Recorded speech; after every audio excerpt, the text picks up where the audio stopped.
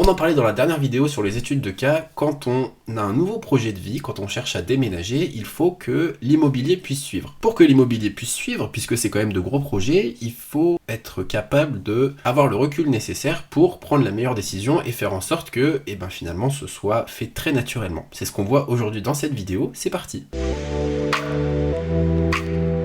Les amis, comment allez-vous? Je m'appelle Kevin Garcia, je suis agent immobilier à Clermont-Ferrand, je suis également chef d'entreprise de l'agence New Made Immobilier qui est spécialisée dans la transaction et la conception de biens immobiliers. C'est bon, là je l'ai. Aujourd'hui, on reprend les vidéos études de cas pour parler d'un jeune couple. On va les appeler Thomas et Julie. Thomas et Julie, ils ont aujourd'hui de nouveaux projets de vie puisque la famille s'agrandit et aujourd'hui, ils veulent déménager. Leur vie de famille évolue et donc du coup, le bien immobilier doit lui aussi évoluer. Aujourd'hui, ils sont propriétaires d'un appartement dans le centre de Clermont-Ferrand, dans lequel ils sont très bien et malheureusement ça devient un peu trop petit, donc il va falloir changer de logement. Comme chaque vidéo étude de cas, on passe du temps au téléphone avec les personnes qui souhaitent participer à ce type de vidéo pour pouvoir échanger sur leur projet. Donc je leur pose toutes les questions d'ordre financier, je vais pas vous les déballer ici parce que ça vous intéresse peut-être pas. Toujours est-il que cette partie-là est très importante et c'est elle qui me permet de déterminer quelle préconisation apporter. Aujourd'hui on sait à peu près quel est le montant qu'ils vont pouvoir emprunter. Pourquoi? Parce qu'on sait qu'aujourd'hui ils veulent vendre le bien immobilier dans lequel ils sont. Ils vont pas le garder pour le mettre en location, ils vont le vendre pour pouvoir partir sur autre chose. La vraie question aujourd'hui c'est, est-ce que c'est mieux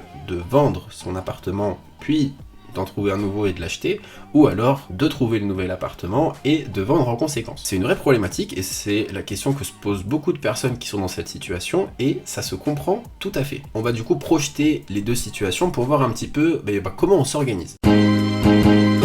Si on décide d'acheter puis de vendre, donc ça veut dire que on prend le temps de rechercher le nouveau bien qui nous correspond. Une fois qu'on l'a trouvé, on fait une offre et ensuite on procède à la mise en vente de son appartement. Cette solution est très bien si on veut prendre le temps de vraiment trouver le bien qui nous correspond. C'est ce que souhaitent en fait la plupart des personnes. Personne ne recherche un bien qui ne lui correspond pas ou à peu près. Donc cette solution serait la plus confortable. Pour ça, il y a cependant des prérequis. La première chose à faire, c'est d'estimer le bien qu'on a aujourd'hui. Et je parle d'une vraie estimation. Pourquoi? Parce que cette estimation va en fait rentrer en ligne de compte pour les recherches qu'on va faire sur son nouveau bien. Je m'explique. Financièrement, il va falloir ficeler cette opération d'acheter puis de vendre derrière, et généralement, cette opération, financièrement, ça s'appelle un prêt relais. Le prêt relais, c'est ce qui va permettre de mettre en pause l'ancien bien que l'on a, s'il y a toujours un crédit dessus, pour pouvoir acheter le nouveau bien. Sauf que pour pouvoir mettre en pause, il va falloir qu'on ait une idée de, aujourd'hui, combien vaut l'appartement qu'on détient. Cette estimation, elle est hyper importante et il faut qu'elle soit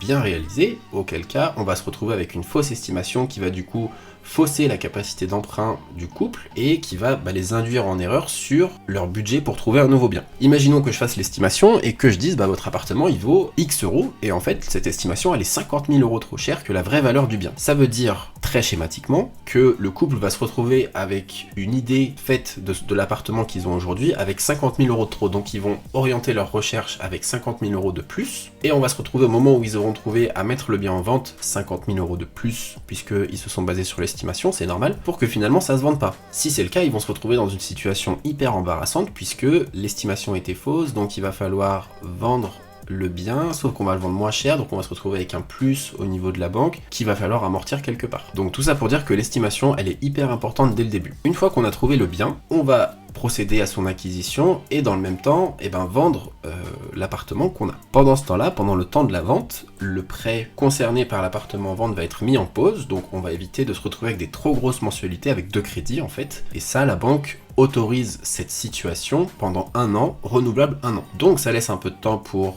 anticiper sereinement cette transition, mais pour autant, on a quand même ce délai qui est mis en place, donc il faut pas traîner non plus. Bref, cette situation, elle est pas mal, mais il faut la verrouiller financièrement, et il faut prendre tout en compte pour pouvoir se lancer dans son projet de recherche. Deuxième solution concernant Thomas et Julie, ça va être de vendre l'appartement qu'ils ont, puis d'aller ensuite à la recherche de leur nouveau chez eux. On pourrait se dire, quand on a présenté la première solution, que cette deuxième solution en fait est complètement nulle. Et je suis pas d'accord.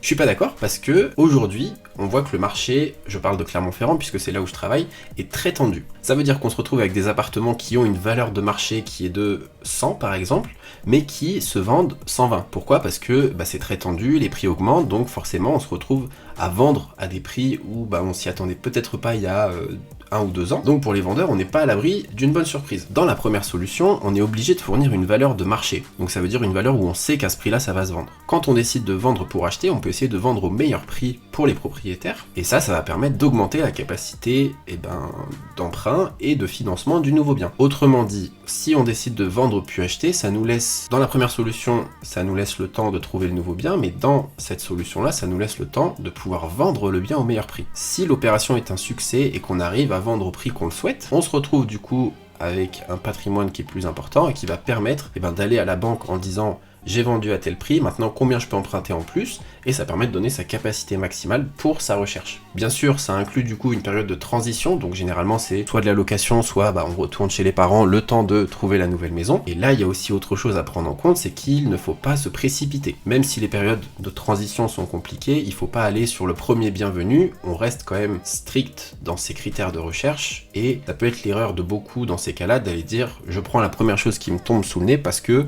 dans 3-4 mois je me retrouve sans maison. Bref, les deux solutions sont intéressantes et il faut peser le pour et le contre pour chaque. Soit on décide effectivement la tranquillité de recherche ou alors la possibilité de vendre au meilleur prix. Dans tous les cas, c'est au cas par cas, mais la première des choses à faire, c'est surtout d'aller estimer sa maison, estimer ses capacités financières, de prendre les décisions en tout état de cause. J'espère du coup que Thomas et Julie vont s'en sortir, j'espère qu'ils vont réaliser leur projet, j'espère aussi que cette vidéo vous a plu. Si c'est le cas, n'hésitez pas à me le dire en commentaire. De même, si vous avez un projet immobilier, que vous n'y connaissez rien ou que vous y connaissez quelque chose et que vous voulez participer à ce type de vidéo, n'hésitez pas à me contacter sur Instagram, comme ça on échange rapidement au téléphone et moi ça me permet de faire une nouvelle vidéo. On se voit dimanche prochain pour un nouveau sujet, une nouvelle vidéo. D'ici là, prenez bien soin de vous et je vous dis à bientôt. Ciao.